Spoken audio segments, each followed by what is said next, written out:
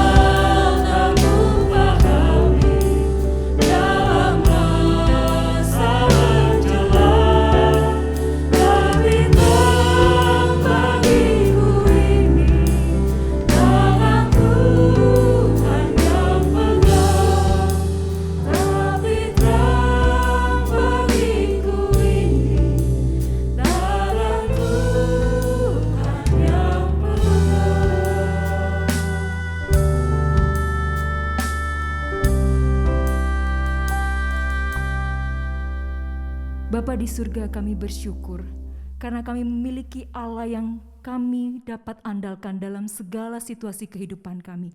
Kami bersyukur karena Tuhan mengizinkan kami, sekalipun dalam keterbatasan, untuk boleh beribadah bersama-sama. Tapi Tuhan mengizinkan ada sarana yang boleh kami pakai untuk boleh bertemu bersama-sama dengan saudara seiman, anggota tubuh Kristus, untuk boleh menyembah Tuhan, untuk boleh beribadah kepada Allah yang kudus. Kami bersyukur dan kami terus mengandalkan Tuhan. Kiranya Engkau bermurah hati dan Engkau berbelas kasihan kepada setiap kami, sehingga setiap kami yang datang ke hadirat Tuhan, Engkau sucikan, Engkau layakkan, dan ampuni segala dosa pelanggaran kami, supaya ibadah kami Bapa sungguh boleh berkenan di hadapan Tuhan, Allah kami. Terima kasih. Ini doa kami. Kami serahkan ibadah ini dari awal hingga akhirnya. Kiranya Tuhan berkenan dan nama Tuhan dimuliakan. Amin. Saudara-saudara jemaat yang dikasihi Tuhan, marilah bersama-sama dengan umat Tuhan di segala tempat dan di segala abad, kita kembali mengikrarkan pengakuan iman percaya kita, pengakuan iman rasuli.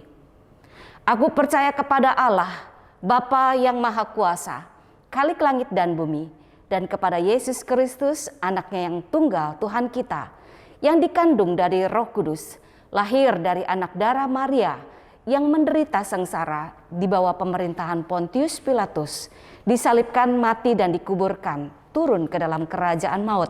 Pada hari yang ketiga, bangkit pula dari antara orang mati, naik ke surga, duduk di sebelah kanan Allah, Bapa yang Maha Kuasa. Dan dari sana ia akan datang untuk menghakimi orang yang hidup dan yang mati. Aku percaya kepada Roh Kudus, gereja yang kudus dan persekutuan orang kudus, pengampunan dosa, kebangkitan tubuh dan hidup yang kekal. Amin. Saudara-saudara yang terkasih, ketika kita melihat diri kita sebagai manusia, kita menyadari begitu banyak keterbatasan dan ketakberdayaan di masa pandemik ini. Namun karena setiap kita orang percaya memiliki juru selamat yang kekal di dalam Kristus Yesus, hati kita bersuka cita sebab pengharapan kita ada di dalam Dia. Karena Dialah penolong yang dapat diandalkan, mari dengan sukacita dan dengan sungguh-sungguh nyatakan, Allah sumber kuat.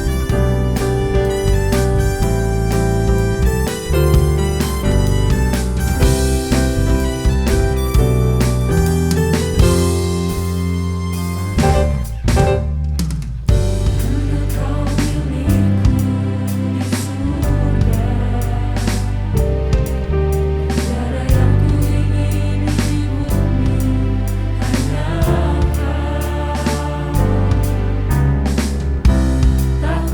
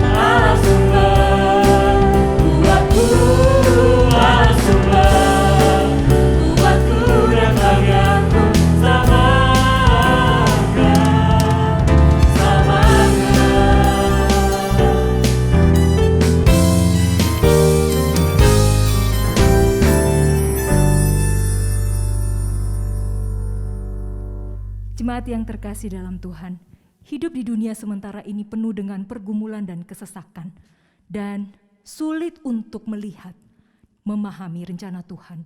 Namun bagi kita, murid-murid yang dikasihinya, kita perlu terus belajar untuk percaya bahwa Tuhan memegang hidup kita, dan firman-Nya menguatkan setiap kita untuk berjalan bersama Dia dalam situasi apapun.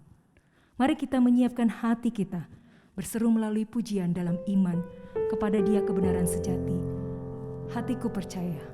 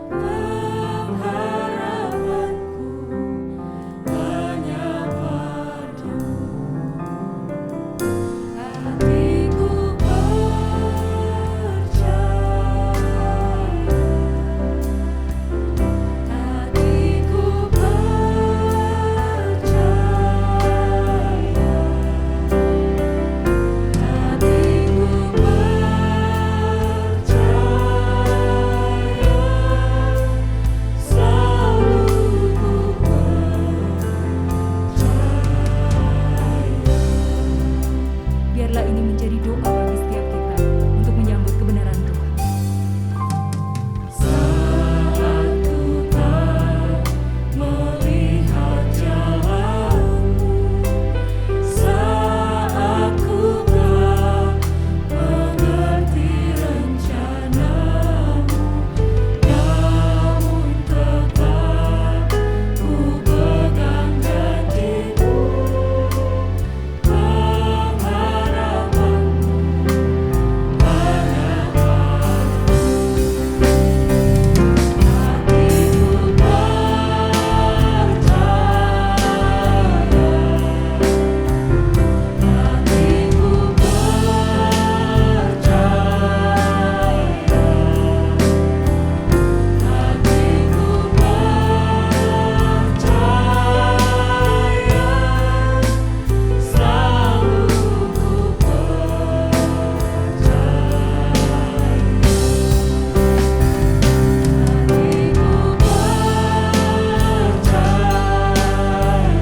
Ini setiap kami,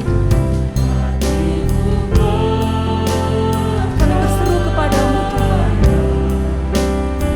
Kami mau percaya, dan kami sungguh mau percaya.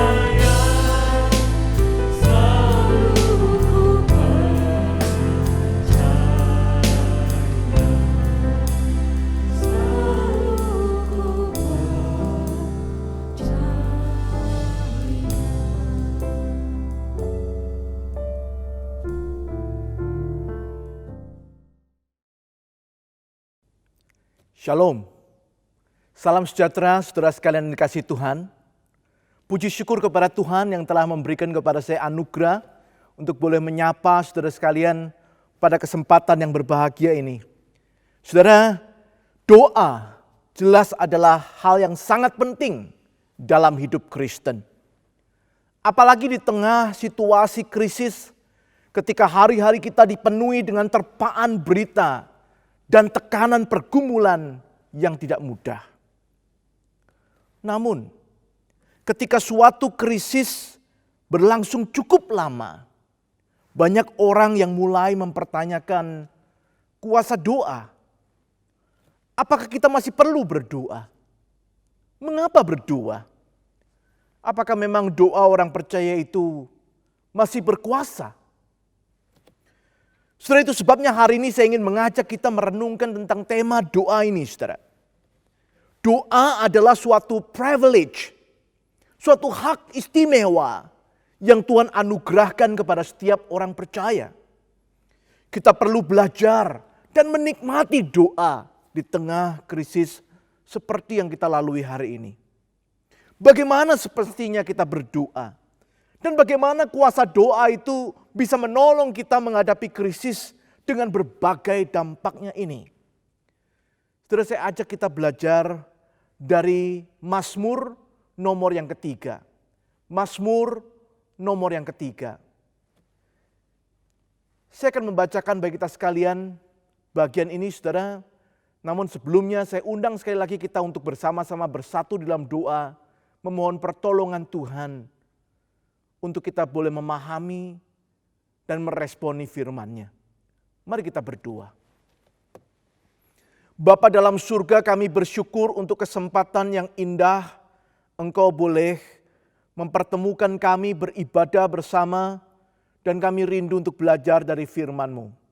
Kami berdoa kiranya Roh Kudus yang akan menolong kami ya Tuhan, untuk kami boleh memahami, boleh mengerti kebesaran, keagungan firman-Mu. Tuhan, kami berdoa kiranya Roh Kudus yang akan menyertai kami, menyelami kedalaman firman-Mu. Tuhan, kami berdoa kiranya Roh Kudus juga akan bekerja di tengah-tengah kami, mendorong hati setiap kami, supaya kami boleh meresponi firman-Mu itu dengan taat dan setia. Bapa, berkati hamba-Mu yang lemah dan terbatas ini, supaya dia boleh menjadi alat kemuliaan Tuhan yang mendatangkan berkat bagi jemaat-Mu. Engkau tahu kami pribadi lepas pribadi, tiliklah hati kami, nyatakanlah firman-Mu, supaya kami boleh bertumbuh di dalam Engkau. Demikian kami berdoa di dalam nama Tuhan Yesus Kristus, Juru Selamat kami yang hidup. Amin. Baik, mari kita perhatikan saudara Mazmur nomor yang ketiga. Mazmur Daud ketika ia lari dari Absalom anaknya.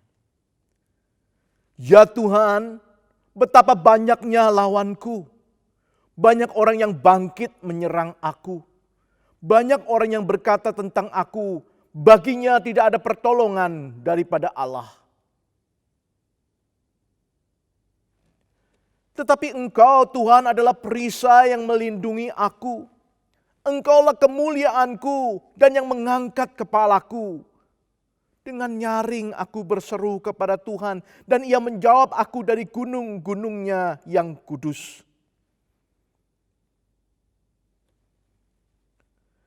Aku membaringkan diri lalu tidur. Aku bangun sebab Tuhan menopang aku.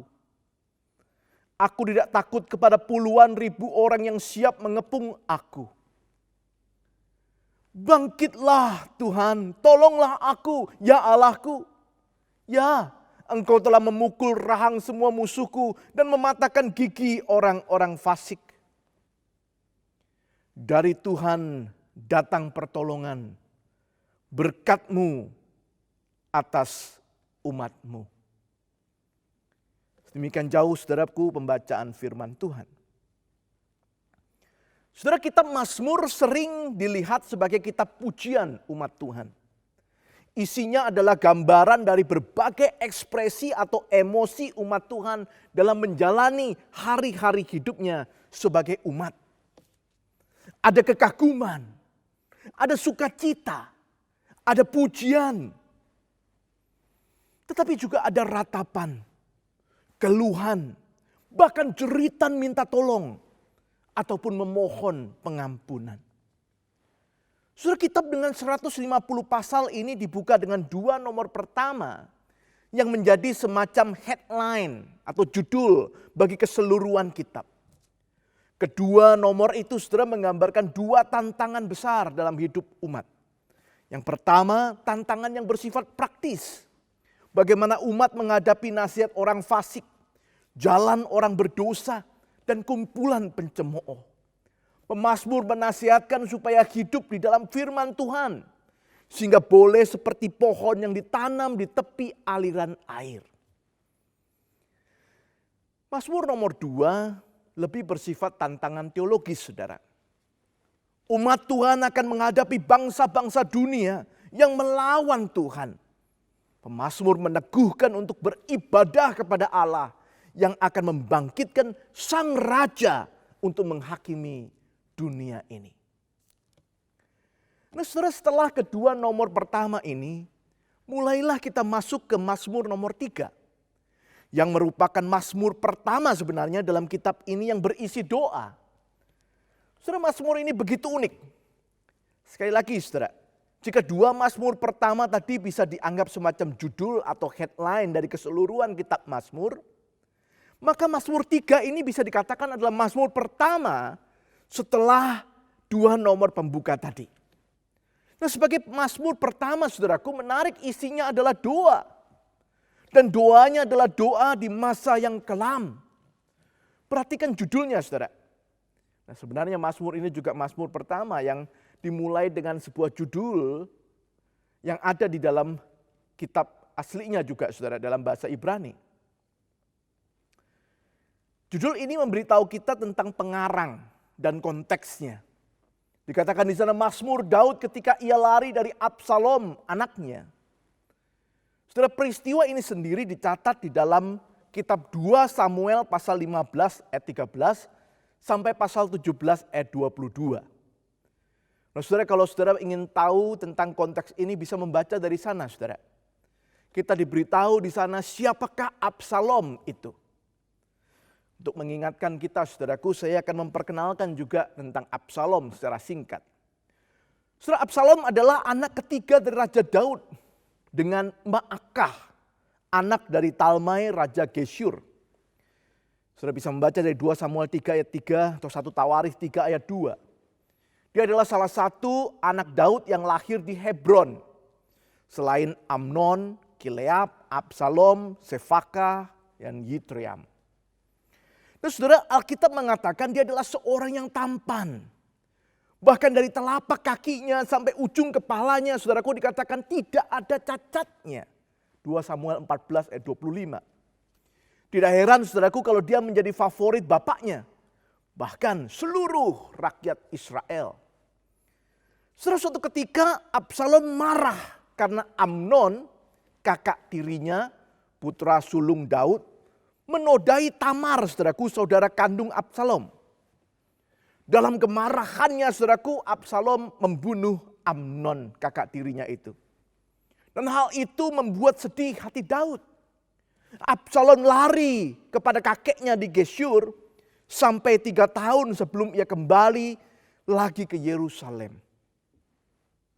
Pada waktu itulah, saudaraku, rupanya Absalom merancangkan revolusi untuk menggulingkan sang ayah. Dalam revolusi itu, sebagian besar tokoh memihak kepadanya. Itu sebabnya saudaraku, Daud melarikan diri sampai ke Yordan. Dikejar-kejar untuk dihabisi, bahkan selir-selirnya dinodai oleh Absalom. Nah saudara, kalau kita memahami kisah itu sebagai latar belakang, kita bisa mengerti jeritan Daud di ayat yang kedua. Daud berkata, "Ya Tuhan, betapa banyaknya lawanku. Banyak orang yang bangkit menyerang aku." Saudaraku, dia baru saja dikhianati anaknya sendiri yang begitu dikasihinya. Ia dilecehkan, bahkan dikejar-kejar. Saudara coba bayangkan. Saya percaya ini bukan sekedar rasa takut yang biasa saja, saudara. Lihat saudaraku, ada 3 kali pengulangan kata banyak. Di dalam ayat yang kedua, saudaraku, dan ayat yang ketiga. Hal ini menunjukkan intensitas rasa takut yang dialami oleh Raja Daud pada waktu itu. Saudara, pernahkah saudara merasa takut? Saudara, pendeta Tim Keller pernah mengatakan, saudaraku, bahwa takut itu ada 2 macam, saudara. Satu macam adalah takut yang alamiah, yang natural. Takut yang memang perlu ada supaya saudara dan saya itu bisa menghindari hal-hal yang memang membahayakan kita. Misalnya saudaraku, kalau kita sedang berjalan di jalan tol, ketika semua kendaraan itu cepat, kita perlu punya rasa takut. Supaya kita mengendarai mobil kita itu dengan hati-hati, saudara. Dengan memperhatikan, saudara. Rasa takut yang perlu ada. Hari ini saudara, pada waktu kita sedang ada di dalam pandemi COVID-19, kita juga perlu untuk punya rasa takut. Sehingga ketika kita menjalani hari kita, kita keluar dari rumah kita menjaga diri, kita mematuhi protokol kesehatan, memakai masker dan sebagainya, rasa takut yang perlu, saudara. Saudara, yang kedua adalah rasa takut yang muncul karena hal-hal yang tidak jelas sebenarnya. Misalnya hal yang belum tentu terjadi. Atau hal yang sebenarnya nggak ada. Tapi membuat kita merasa takut. Rasa khawatir yang berlebihan dan melemaskan segala bagian tubuh kita. Nah, mungkin contoh yang paling jelas, saudaraku, adalah apa yang disampaikan Daud di sini, saudara. Kalau saudara melihat di sini memang Daud lari dari kejaran. Tetapi bukan hanya itu, saudaraku, kalau saudara membaca di ayat yang ketiga, di sana ada tantangan, saudaraku, yang lebih bersifat cemoohan. Daud berkata, banyak orang yang berkata tentang aku, baginya tidak ada pertolongan daripada Allah. Ada orang yang ngomong kepada dia, apakah benar, saudaraku, tidak ada pertolongan bagi Daud? Nah, hal itu adalah hal yang tidak nyata, tidak benar. Tetapi karena dikatakan oleh orang, bahkan mungkin dikatakan dengan terus menerus, itu membuat takut. Nah, saudara, kalau saudara membaca di dalam 2 Samuel pasal 16 dicatat, ada seorang bernama Simei, yaitu anak daripada Saul, yang mengutuki Daud, menyebutnya sebagai penumpah darah. Simei berkata, Tuhan sekarang sedang membalaskan kepada Daud atas segala kejahatannya. Dan itu sebabnya, saudaraku, Daud di sini berkata, banyak orang berkata tentang aku, baginya tidak ada pertolongan daripada Allah. Wah, saudara, Daud terganggu sekali dengan hal ini. Semenjak Daud melakukan kesalahan besar dengan mengambil Batsheba, istri Uria, seorang dari perwiranya, bahkan membunuh suami wanita itu, keluarga Daud memang bertubi-tubi menghadapi berbagai macam prahara yang mengerikan. Anaknya saling menodai, bahkan kemudian saling membunuh. Lalu pemberontakan Absalom yang baru terjadi. Dia tahu dia sudah berdosa. Dia melakukan apa yang tidak berkenan bagi Tuhan. Ketika orang mencemoohnya, dia mulai berpikir, apakah benar demikian? Apa benar Tuhan tidak akan menolong aku lagi? Sudah dia takut sekali. Mungkin kita juga pernah mengalaminya, saudaraku. Kita ada dalam takut yang berasal dari kekhawatiran yang sebenarnya berlebih-lebihan. Padahal hal itu belum tentu terjadi dan belum tentu itu juga yang menjadi penyebabnya. Tapi kita sudah ketakutan dengan luar biasa. Kita dirongrong oleh rasa takut, jangan-jangan ini karena salahku. Jangan-jangan aku kena COVID karena aku yang salah. Jangan-jangan aku kena COVID karena keluargaku yang salah, dan seterusnya. Saudara, 2 macam rasa takut ini hari ini mungkin sedang kita alami. Apa yang dapat kita lakukan, saudara? Apa yang dilakukan oleh Daud? Saudara, luar biasa, Daud dicatat, saudaraku, dia berdoa. Dan apa yang terjadi ketika Daud berdoa? Saudara, Mazmur ini dibuka dengan nada ketakutan. Tetapi lihat bagian akhirnya, saudaraku, kita melihat ada nada keyakinan di sana. Daud berseru dengan mantap di ayat yang terakhir, dari Tuhan datang pertolongan, berkat-Mu atas umat-Mu. Saudara, itulah yang akan terjadi ketika kita berdoa. Dan bukankah itulah yang kita butuhkan, saudaraku, di tengah krisis seperti hari ini? Mazmur ini adalah doa Daud yang ditulisnya di saat dia mengalami ketakutan itu. Daud merasakan kuasa doa di tengah krisis. Dan Tuhan mau, saudaraku, supaya doa seperti ini juga boleh menolong kita belajar berdoa di tengah krisis. Agar saudara dan saya boleh lebih mengerti dan menghayati kuasa doa bagi orang percaya. Nah, saudara, saya ingin membandingkan atau mengkontraskan, saudara, ayat yang keempat, kelima dengan ayat yang ke-6 sampai ayat yang ke-8. Dan mengajak kita fokus untuk memperhatikan ada 2 hal yang bisa kita pelajari dari doa Daud ini, saudara. Dan saya ingin mengajak kita melihat 2 hal ini, saudaraku, untuk melihat kuasa doa dalam kehidupan orang percaya itu. Dua pelajaran penting, dua kuasa doa yang sangat penting. Yang pertama, saudara, saya ingin mengajak kita melihat kuasa doa yang meneduhkan. Kuasa doa yang meneduhkan. Daud menaikkan doanya dengan percaya. Dia menyampaikan percayanya itu kepada Allah dengan 3 pengakuan. Saudara, mari kita melihat ayat yang keempat. Daud mengatakan, Tuhan adalah perisai yang melindungi aku. Dalam bahasa Indonesia, saudaraku, mungkin gambarannya kurang begitu jelas. Tapi kalau saudara membaca misalnya dalam bahasa Inggris, saudaraku, diterjemahkan, NIV menerjemahkan a shield around me. Perisai yang melindungi aku itu digambarkan sebagai a shield around me. Jadi bukan cuma semacam tameng, saudara, yang satu di depan. Tetapi semacam perisai yang kemudian melindungi sekelilingnya, saudara. Saudara memakai Alkitab berbahasa Mandarin, di sana juga dikatakan siwei tetun pan. Sekelilingnya, mengelilinginya. Saudara, Tuhan melindungi bukan supaya kesulitan itu pergi atau menghindarinya. Tetapi Tuhan itu melindungi umatnya, saudaraku, untuk maju. Itulah yang dinaikkan Daud dalam doanya. Saudara, umat Tuhan bukan sekedar menghendaki supaya kesulitan itu cepat pergi, cepat boleh terhindar. Tetapi lebih dari itu, saudaraku, umat Tuhan berdoa supaya Tuhan melindungi untuk boleh berjalan maju. Karena terkadang kesulitan itu adalah sesuatu yang perlu, saudaraku. Kesulitan itu kadang-kadang adalah sesuatu yang akan menolong kita untuk menjadi tangguh.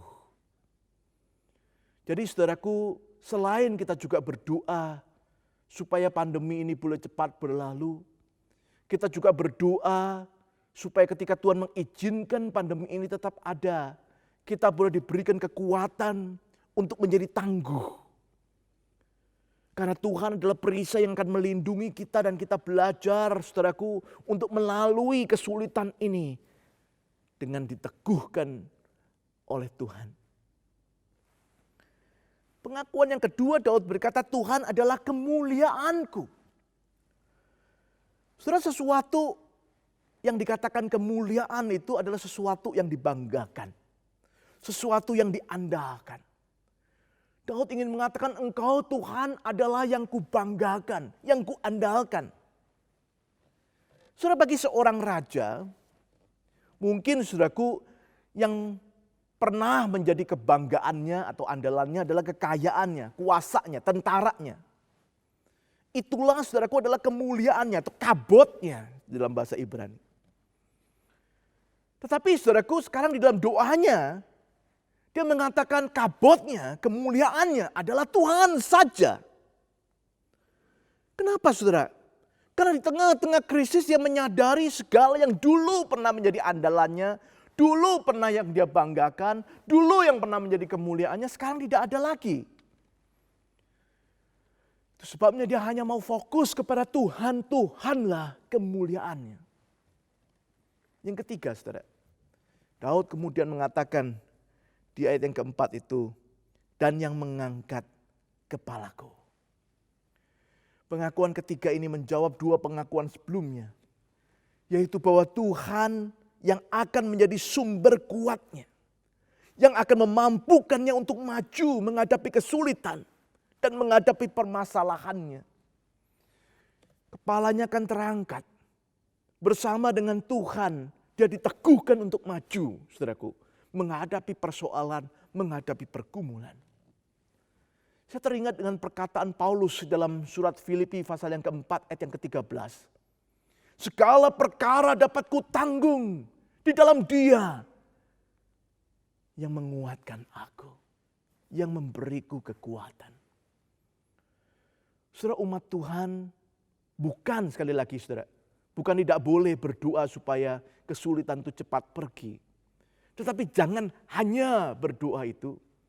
Kita juga perlu belajar berdoa supaya kita boleh terus mengandalkan kekuatan Tuhan yang boleh meneguhkan kita untuk maju di tengah kesulitan ini.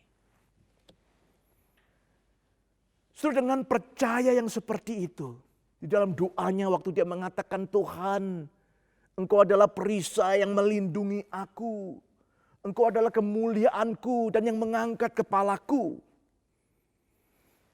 Dengan doa seperti itulah saudaraku apa yang terjadi. Daud kemudian digambarkan di ayat yang ke-6 saudaraku di dalam doanya itu. Dia dikuatkan, dia diteguhkan. Dikatakan saudaraku ia menjadi tenang.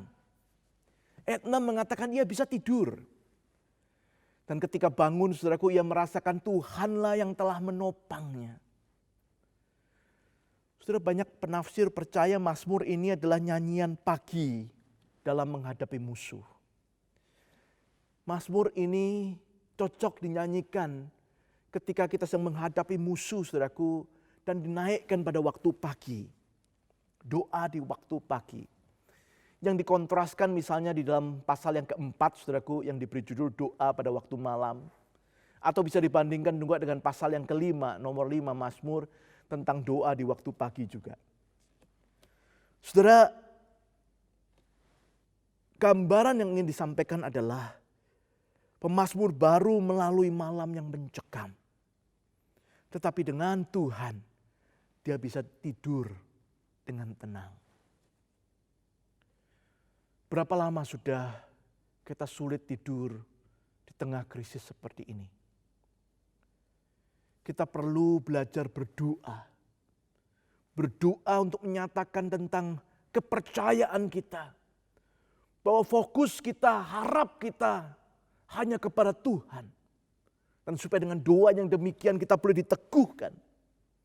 Sehingga kita boleh dengan tenang beristirahat di waktu malam. Sekalipun masih ada di tengah krisis.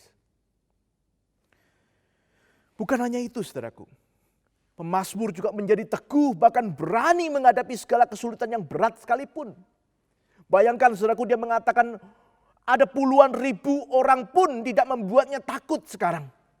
Tuhan mengangkat kepala Daud sehingga dia berani maju ke depan menghadapi berbagai lawannya. Saudara, punyakah kita percaya seperti Daud? Doa akan menolong kita untuk mendapatkan kekuatan dari Tuhan yang boleh meneguhkan kita menghadapi kesulitan-kesulitan kehidupan. Itulah kuasa doa, saudara. Doa meneguhkan orang percaya. Yang kedua, saudara. Kuasa doa bukan hanya meneguhkan. Kuasa doa juga akan membangkitkan. Bukan hanya kuat, tapi juga bergelora, bersemangat. Dengan dinamis, maju bersama Tuhan. Saudara, Daud bukan hanya menaikkan doanya dengan percaya, tapi juga menaikkan doanya dengan penuh penyerahan, saudaraku. Di ayat yang kelima misalnya dia mengatakan dengan suara nyaring berseru kepada Tuhan. Dan Tuhan menjawabnya dari gunungnya yang kudus. Saudara, menarik. Doa yang disampaikan pemazmur adalah doa yang dinaikkan dengan berserah penuh. Dia bukan hanya percaya tapi dia berserah. Saudara, percaya ya memang harus berserah, saudara. Bayangkan kalau kita mengatakan aku percaya, tetapi sambil memegang erat-erat masalah kita, khawatir kita, kesulitan kita, itu bukan percaya yang benar, saudara. Percaya yang benar itu berserah. Menyerahkan khawatir kita, kesulitan kita, pergumulan kita. Saudara, dia berseru, pemazmur Daud berseru dengan nyaring. Artinya dia meluapkan segala dayanya untuk berseru. Tuhan adalah satu-satunya harapannya. Ia hanya mau datang dan memohon kepadanya. Dan bukan yang lain. Puji Tuhan.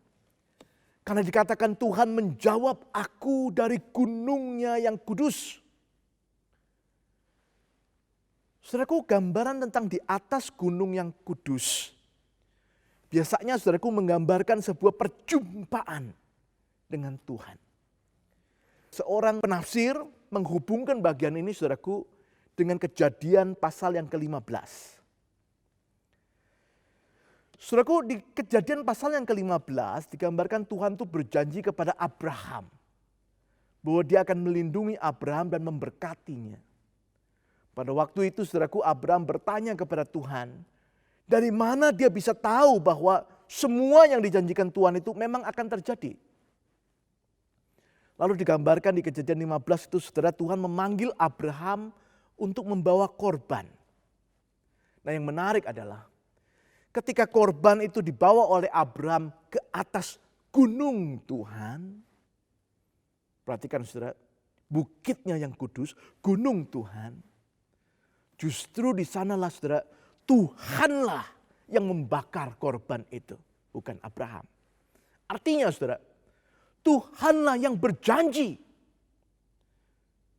Dia mengatakan kepada Abraham, saudaraku, jangan takut. Percayalah, akulah Tuhan yang berjanji. Sehingga Tuhanlah yang membakar korban itu. Itu sebabnya saudaraku, gunung itu disebut bukit yang kudus. Saudara, Tuhan memberikan lebih dari apa yang sanggup dipikirkan. Abraham khawatir dan takut, dia bertanya bagaimana dia bisa yakin. Dan Tuhan berjanji, meneguhkan janjinya, menjawab doa Abraham. Dan itulah yang dialami Daud rupanya. Saudara, kadang kita khawatir, kita bingung dari mana kita bisa yakin Tuhan akan menolong. Khususnya ketika masalah demi masalah itu tidak kunjung selesai. Apa yang kita doakan itu seakan-akan tidak kunjung memberikan hasilnya. Saudara, biarlah firman Tuhan ini kembali boleh membangkitkan saudara dan saya. Saudara, Tuhan mendengar doa-doa kita. Tuhan berjanji dia akan menepatinya. Abraham dan Daud percaya walaupun mereka belum melihat dengan jelas penggenapan janji itu. Tetapi saudara dan saya melihat kesaksian melalui Alkitab bagaimana Kristus merupakan jaminan penggenapan penyertaan Allah bagi kita. Pertolongan Allah bagi saudara dan saya di tengah segala krisis. Itu yang dikatakan oleh Paulus di dalam surat Roma pasal 8 ayat 32. Jikalau ia tidak menyayangkan anaknya yang tunggal, mengutusnya bagi saudara dan saya, masakan dia menahan-nahan tidak memberikan yang baik, terbaik untuk saudara dan saya. Tuhan Yesus mengatakan di dalam Matius pasal yang ke-7, mintalah maka akan diberikan kepadamu. Carilah maka kamu akan mendapat. Ketoklah maka pintu akan dibukakan bagimu. Karena setiap orang yang meminta menerima. Setiap orang yang mencari mendapat. Setiap orang yang mengetuk baginya pintu dibukakan. Janji ini bukan sekedar janji. Janji ini saudaraku dijamin dengan pengorbanan Kristus di atas kayu salib. Kalau yang begitu besar sudah dilakukannya untuk menyatakan kasihnya kepada saudara dan saya. Tentu dia tidak akan menahan-nahan. Tidak memberikan jalan keluar. Tidak memberikan pertolongan di tengah krisis seperti hari ini. Sudah tidak sampai di sana. Kita bertanya apa dampak dari penyerahan diri seseorang di dalam doanya. Menarik sekali saudara, Mazmur ini di ayat yang ke-8 menunjukkan semangat Daud. Semangatnya yang ingin bangkit bersama Allah menghadapi setiap musuhnya. Bukan dengan kuat gagahnya, tetapi bersama dengan Tuhan. Saudara, Tuhan membangkitkan semangat orang yang berserah kepadanya. Bukan cuma sekedar mengokohkan, oke, aku sekarang kuat, tahan terhadap segala percobaan, segala pergumulan. Tetapi juga semangat, saudaraku. Menghadapi segala persoalan itu dengan semangat. Sekali lagi saudara, pertanyaannya, Punyakah kita semangat seperti itu? Saudara, hari ini saudara dan saya seakan-akan tiap hari dibombardir dengan berbagai macam berita yang menyedihkan. Berita yang membuat kita khawatir, berita yang membuat kita takut. Tentu mendengar berita atau melihat berita penting bagi kita. Untuk kita boleh melihat keadaan sekitar kita, mengerti apa yang sedang terjadi.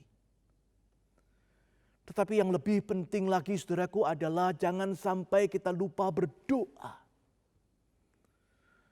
Karena doa itulah saudaraku yang akan tetap meneguhkan kita dan memberikan kita semangat, membangkitkan semangat kita. Sekalipun kita mendengar berbagai macam berita yang mengkhawatirkan, yang menyedihkan itu. Dengan doa itulah saudara dan saya boleh menolong orang lain. Bahkan mereka yang belum mengenal Tuhan. Untuk boleh diteguhkan dan dibangkitkan semangatnya. Saudara, bangsa ini membutuhkan anak-anak Tuhan. Yang sungguh boleh diteguhkan dan dibangkitkan oleh doa. Sehingga dia juga boleh memperkenalkan imannya kepada Kristus itu kepada mereka yang lain. Supaya lebih banyak orang boleh diteguhkan dan dibangkitkan di tengah-tengah kesulitan ini. Di akhir khotbah ini izinkan saya mengutip lagi. Kali ini saudaraku dari para reformator. Yang pertama dari Yohanes Calvin saudaraku. Calvin menganggap doa sebagai latihan utama hidup Kristen. Doa akan membuktikan kesejatian iman seorang Kristen. Saudara, kesejatian iman seorang Kristen bukan dibuktikan dari kehidupannya yang lancar, yang tidak punya masalah, yang selalu sukses, selalu berhasil, selalu kaya, selalu sehat. No. Kesejatian iman seorang Kristen akan dibuktikan sekalipun ia harus melalui saat-saat sulit, melalui sakit penyakit, melalui pergumulan. Dia berdoa. Dan di sanalah dia diteguhkan dan dibangkitkan oleh Tuhan. Martin Luther, seorang reformator yang lain. Dia adalah teolog yang sibuk dengan berbagai macam pelayanannya. Tetapi ia selalu mengatakan, ia menyediakan waktu setiap hari 3 jam untuk berdoa. Dia mengatakan, semakin sibuk, semakin perlu berdoa. Saudara yang dikasihi Tuhan, kiranya semangat para reformator menjadikan doa hal yang utama, khususnya di tengah-tengah krisis, boleh menjadi tekad saudara dan saya. Krisis ini belum tentu akan segera berakhir, saudara. Tetapi Tuhan tidak pernah jauh dari kita. Ia hanya sejauh doa. Mari kita jadikan doa sebagai kekuatan kita. Karena doa meneguhkan orang percaya. Membangkitkan orang berserah. Itulah kuasa doa bagi saudara dan saya. Kiranya Tuhan memberkati saudara sekalian. Dan kita bersama boleh menang melalui krisis ini bersama Tuhan. Amin. Mari kita berdoa saudara. Bapa, terima kasih untuk firman-Mu. Kami kembali diingatkan tentang pentingnya doa. Dan kuasa doa yang kami butuhkan di tengah krisis ini. Biarlah kami boleh menjadi anak-anak-Mu yang selalu mau, rindu, belajar untuk berdoa. Berkati kami, berkati jemaat-Mu. Di dalam nama Tuhan Yesus Kristus, Tuhan dan Juru Selamat kami yang hidup, kami berdoa dan bersyukur. Amin. Saudara-saudara jemaat Tuhan, bagi kita pada pagi hari ini dalam ibadah ini, kita diberikan kesempatan untuk mempersembahkan ucapan syukur kepada Tuhan melalui persembahan yang telah kita siapkan. Kita dapat melakukan memberikan persembahan dengan berbagai cara yang sudah kita lakukan selama ini dengan info yang sudah disampaikan kepada saudara. Mari kita menyatakan syukur kepada Tuhan, kita menaikkan pujian. Saudara-saudara yang terkasih, kita boleh melakukan ibadah ini bersama-sama secara online. Kita bersyukur karena ibadah ini boleh menguatkan setiap kita. Ini adalah satu kebaikan Tuhan agar jemaat yang dikasihinya dikuatkan. Dan di saat seperti ini kita disegarkan kembali oleh persekutuan di dalam Dia. Kebaikannya pada setiap kita tidak didasarkan pada siapa kita dan bagaimana kondisi kita. Tetapi kebaikannya adalah karena Dia adalah Allah yang penuh kasih dan murah hati. Mari kita memuji kebaikannya dan memberikan persembahan sebagai rasa syukur kepada Allah. Bapa, Engkau sungguh baik.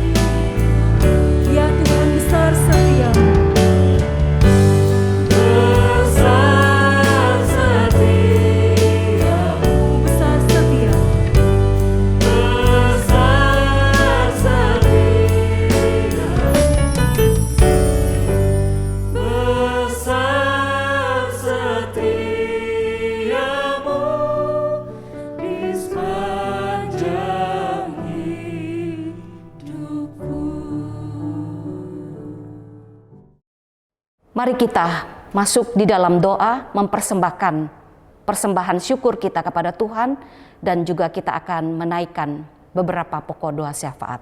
Mari kita berdoa.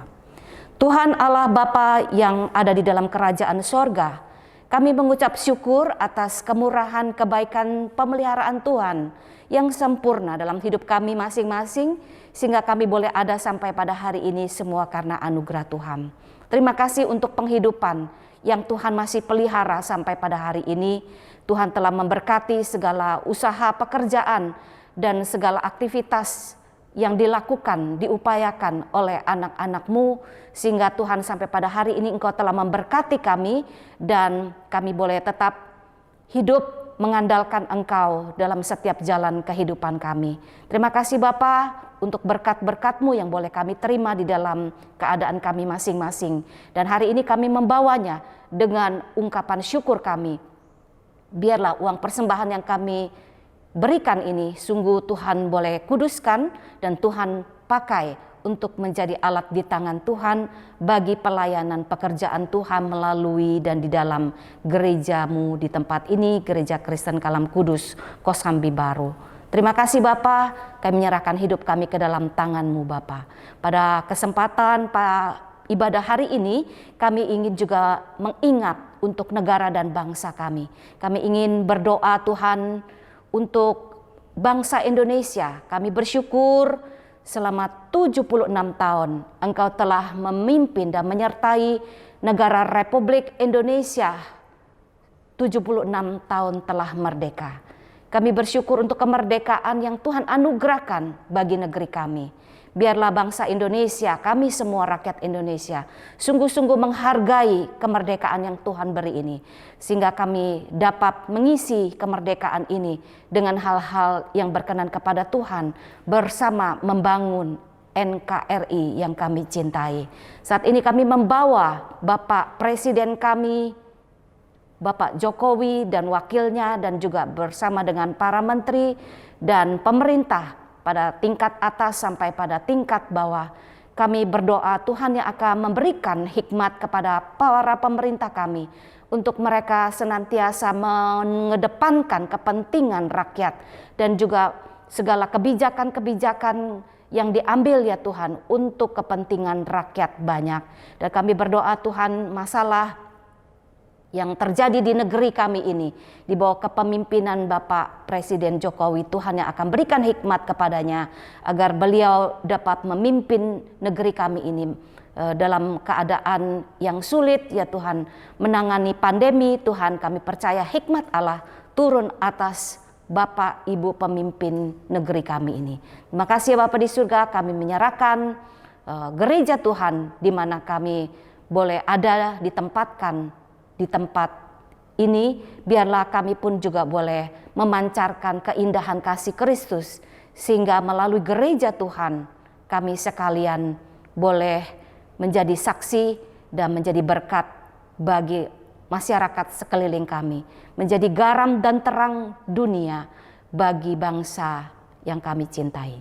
Terima kasih Bapa di surga, kami menyerahkan seluruh jemaat Tuhan di dalam keadaan kami masing-masing. Biarkanlah Tuhan sebagai gembala kami terus akan memimpin dan menyertai di setiap langkah kehidupan umat-Mu. Demikian kami berdoa, menyatakan syukur kami ke hadapan-Mu. Di dalam nama Tuhan kami Yesus Kristus, gembala kami yang setia, kami berdoa, mengucap syukur. Amin. Kita naikkan pujian doksologi dan kita akan menerima berkat Tuhan.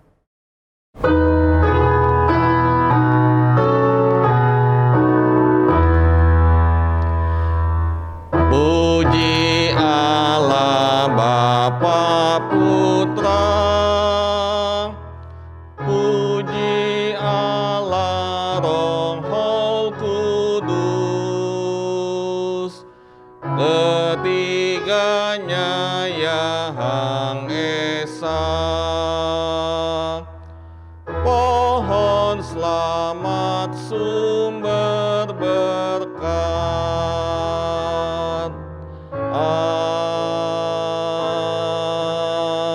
Amin. Saudara yang terkasih, hari ini kita sudah mendengarkan pengajaran kebenaran firman Tuhan.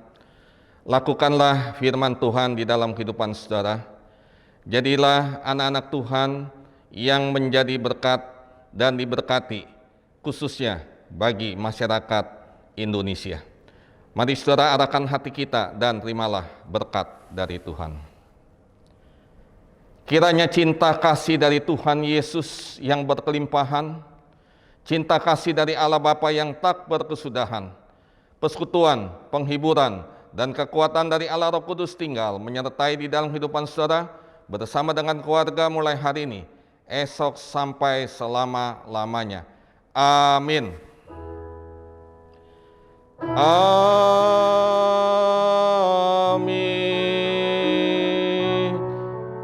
Amin.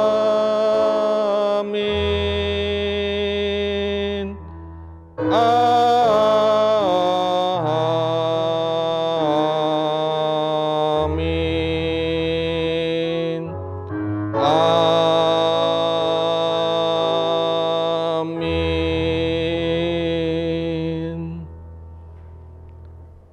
Saat teduh, saudara mohon untuk saudara tidak beranjak dulu dari tempat duduk saudara. Kita akan mendengarkan beberapa pengumuman. Selamat bergabung bagi saudara yang baru pertama kali mengikuti di dalam ibadah YouTube hari ini di GKK Kosambi Baru.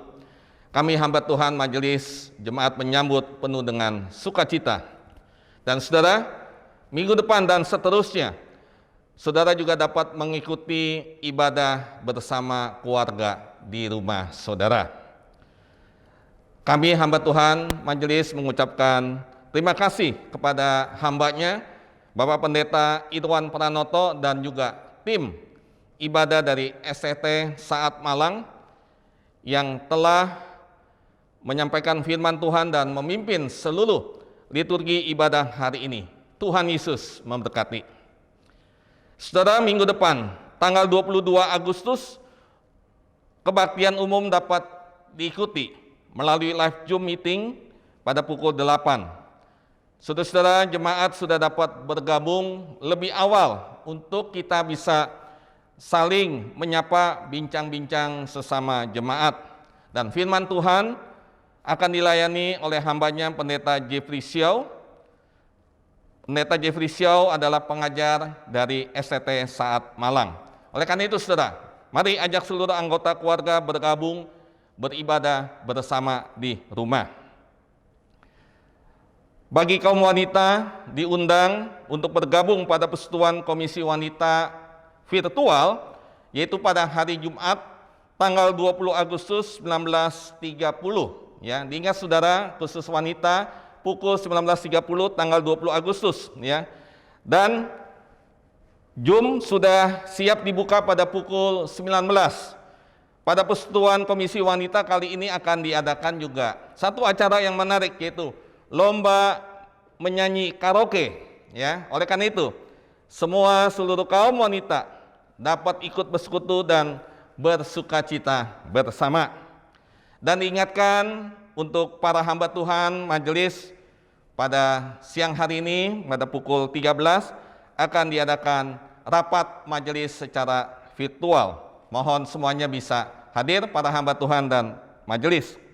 Berita duka cita, telah dipanggil Tuhan Ibu Tan Nelly, mama dari saudari Agnes Angela dan Irene Magdalena pada hari Kamis tanggal 12 Agustus yang lalu, dan telah dikremasikan pada hari Sabtu 14 Agustus. Kami segenap hamba Tuhan, majelis dan jemaat Gereja Kristen Kalam Kudus Kosambi Baru menyampaikan turut berduka cita. Kiranya Allah Tritunggal memberikan kekuatan dan penghiburan bagi seluruh keluarga yang ditinggalkan. Baik saudara, tetap menjaga pola hidup bersih, pakai masker, kalau keluar double maskernya, banyak cuci tangan, yang menjaga jarak, mengurangi mobilitas, dan hindarilah kerumunan. Baik, selamat hari Minggu, Tuhan Yesus memberkati.